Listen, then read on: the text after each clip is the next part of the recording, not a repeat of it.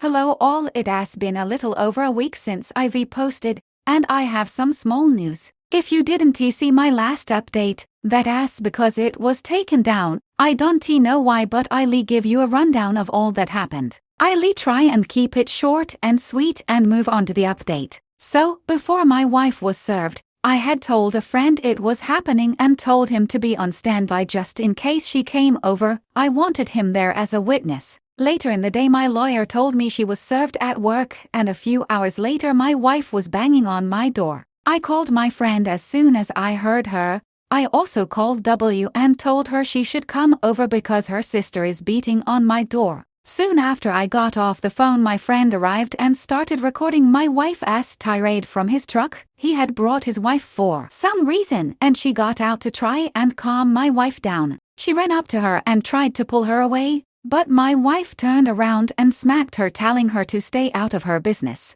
When my wife hit his, he stopped recording and called the police. It took about maybe 10 minutes for them to get there, and when they did, my wife flipped a switch and started saying I abused her. When I stepped outside to talk to the cops, he immediately started to put me into cuffs until I told him I have cameras that show she's lying. He stopped and allowed me to pull out my phone, and he watched the entire video showing all that she said was just one big lie. She started going off again, and the cop arrested her and had her take a breathalyzer. As they took her to their car, W pulled up asking what was happening. She came and stood next to me, and when the cop brought the paperwork and to apologize to me for jumping to conclusions, I just told him I understand, it's no big deal, then went inside. W stayed behind to get the full story from him and soon after joined me. She asked to stay over because M will have to stay overnight in jail. When I woke up, W was already gone, and that pretty much sums up my last update. I haven't heard from M since that night, but my lawyer was contacted by hers letting him know he'll be representing M.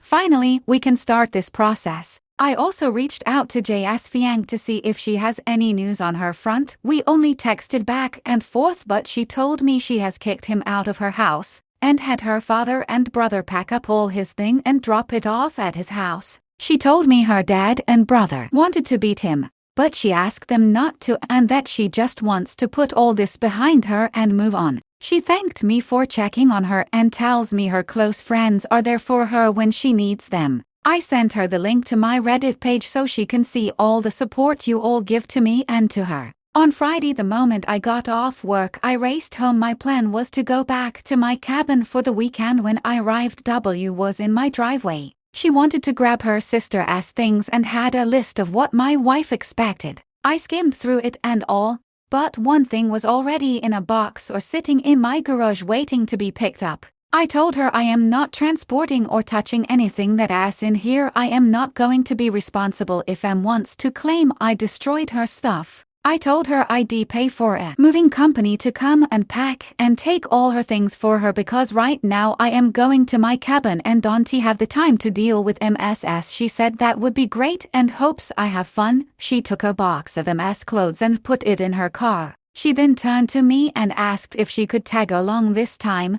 I said sure, why don't you go back home, drop off the box and pack a bag for herself. By the time I went to the store and packed up the truck she was pulling up, I locked up my house and took off to the cabin with W. The weekend went really well. The last time I was up there I realized what a gem that place is. It has a beautiful view and is completely secluded, so I don't have to deal with any people. It is a place you can truly breathe in and relax. On Monday I called a moving company, and by today, Tuesday, 3 guys and a big truck pulled up and started loading. I had every box open and recorded as they closed the box and picked it up. I took pictures of all the furniture and recorded as the movers loaded it. I thanked them all for tolerating me and tipped them each an extra $50. I then sent all the recordings and pictures to my lawyer and carried on with my day. The house seems empty but also clean without all her things here. When I started this process, my lawyer told me not to get rid of anything that could be considered shared, so I put most of the furniture in a storage unit. I've been sleeping in the guest room since she left, so up until I started writing this post, I've been buying all new furniture. I'll most likely be keeping the majority of it in the garage now that I have the space. I want to be keeping the house even if I win it in the divorce. It holds too many now bad memories.